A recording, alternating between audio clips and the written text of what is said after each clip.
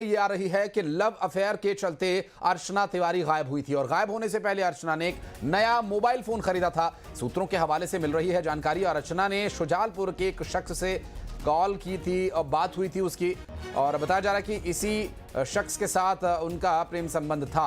हालांकि युवक ने ही अर्चना को नेपाल जाने की सलाह भी दी थी और युवक के ही जरिए अर्चना तिवारी तक पुलिस पहुंची है। फिलहाल मिल रही जानकारी के अनुसार सीडीआर के माध्यम से शख्स का नंबर मिला और फिर उस नंबर के माध्यम से अर्चना तिवारी का पता चल सका। हालांकि शुजालपुर के इस शख्स के बारे में अभी इसके नाम, पता, ठिकाना सामने आना बाकी है। 13 दिन बाद अर्चना तिवारी की बरामदगी हुई है। तो इस पूरे मामले में लव एंगल की बात जो कही जा रही थी, शैलेंद्र हमारे सहयोगी इस वक्त हमारे साथ जुड़ गए, उनसे बात करेंगे। शैलेंद्र, शुजालपुर के उस शख्स का नाम क्या है, पता ठिकाना क्या है, क्या वो करता है, कब से अर्चना के संपर्क में, क्या इन सवालों के लिए अभी कुछ और इंतजार करना होगा?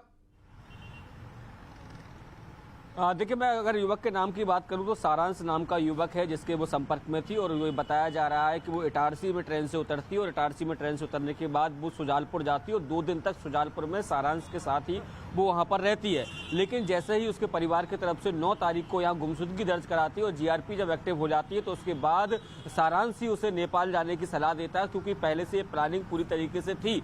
यही कारण है कि उसने अपना फ़ोन जो है वो ट्रेन में छोड़ दिया था, एक नया फ़ोन और सिम कार्ड इंदौर से खरीदा था और उसको लेकर वो दिल्ली और दिल्ली के बाद नेपाल के लिए रवाना हो गई थी। लेकिन पुलिस ने अर्चना तिवारी को जो पुराना फ़ोन था उसका सीडीआर जब खंगाला तो एक नंबर पर जो लगातार बात हो रही थी वो सारांश का नंबर था। जब पुलिस सारांश तक पहुंची और उससे जब पूछताछ की तो उसने बताया कि किस तरीके से अर्चना तिवारी यहाँ आई थी और यहाँ के बाद वो दिल्ली और दिल्ली के बाद अब वो आगे निकल गई है, और उसी इनपुट के आधार पर, उसी ब्रेक थ्रू के आधार पर पुलिस ने उसे बरामद किया है। ये बड़ी जानकारी जो है वो जीआरपी के जो सूत्र हैं वो हमको बता रहे हैं। जानकारी ये भी लग रही है कि सारांश उसके साथ नहीं गया था, केवल उसने प्लानिंग जरूर की थी किस तरीके से वहां पर उसको पहुंचना है। हालांकि जो लखीमपुर खीरी के पास से जहां बरामद हुई वहां पर एक युवक के साथ होने की जानकारी भी लगी थी। आखिर वो युवक कौन है इस बात का अभी पता नहीं लग पाया है।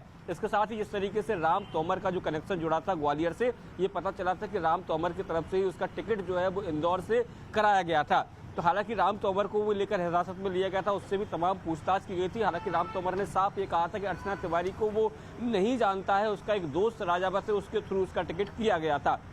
तो तमाम जो कहानियां हैं वो लगातार एक एक करके अब उन पर पर्दा खुलता चला जा रहा है। हालांकि पूरी तरीके से पर्दा हटने के लिए 1 बजे तक का इंतजार करना होगा, क्योंकि जीआरपी रेल के जो अधिकारी हैं वो 1 बजे एक प्रेस कॉन्फ्रेंस करेंगे। हालांकि बताया जा रहा है कि अर्चना तिवारी को भोपाल लेकर टीम पहुंच गई है और एक किसी अन्य ठिकाने पर उसको रखा गया और वहां पर उससे पूछताछ भी की जा रही है कि आखिर उसने ऐसा क्यों किया, क्यों वो अपना फ़ोन और सामान छोड़कर वो दिल्ली रवाना हो गई, दिल्ली से वो जो है वो नेपाल की तरफ चली गई, और इस सब की जानकारी क्या परिजनों को नहीं थी। और जिस तरीके से वो लगातार, अगर वो खबरें देख रही थी कि लगातार उसके परिजन परेशान हो रहे, तो उसने परिजनों से संपर्क क्यों नहीं किया, 12 दिन बाद आखिर उसने अपने भाई को फ़ोन क्यों किया। ये तमाम तरह के जो सवाल हैं वो कहीं ना कहीं कई आशंकाओं को जन्म दे रहे हैं। लेकिन माना ये जा रहा है कि जब वो जीआरपी ने उसको दस्तयाब कर लिया है, बरामद कर लिया है, तो निश्चित तौर पर जो तमाम पूछताछ जो है, प्रारंभिक पूछताछ उससे हुई होगी और उसी का खुलासा 1 बजे कर दिया जाएगा। जी, स्वाभाविक है, निश्चित रूप से शैलेंद्र, और जिस तरह की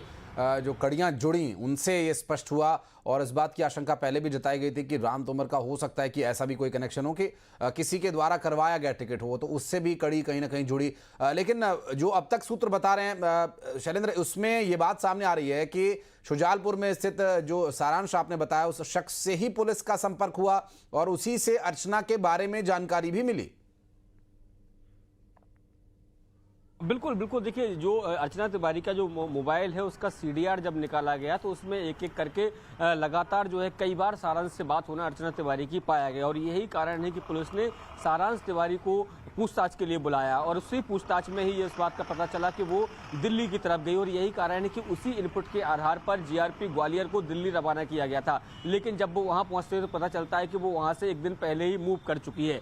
और ये बताया ये भी जा रहा है कि सारांश के नंबर से ही जीआरपी पुलिस ने अर्चना तिवारी को फोन भी लगवाया था और उससे बात भी जो है वो सारांश ने की थी। हालांकि इस बात की जानकारी अर्चना तिवारी को नहीं थी कि सारांश जो बातचीत कर रहा है वो पूरी पुलिस की अभिरक्षा में या पुलिस की निगरानी में ये बातचीत कर रहा है। तो सारांश से बात कराई थी, उससे पूरा पता पूछा गया था कि आखिर वो कहां पर है, और उसी इनपुट के आधार पर जो भारत नेपाल का बॉर्डर है वहां से अर्चना तिवारी को बरामद किया गया। ये जानकारी जो है वो सूत्रों के हवाले से लग रही है। तो सारांश तिवारी और अर्चना जो समाप्त कीजिएगा, सारांश और अर्चना तिवारी बिल्कुल। अब आप नजर बनाए रखिएगा शैलेंद्र, आगे डिटेल्स जो भी आती हैं प्रेस कॉन्फ्रेंस के दौरान क्या बातें रखी जाएंगी, उन सभी विषयों के बारे में और विस्तार पूर्वक जानकारी के लिए फिर हम आपका संपर्क करेंगे आपसे। बहुत बहुत शुक्रिया फिलहाल आपका।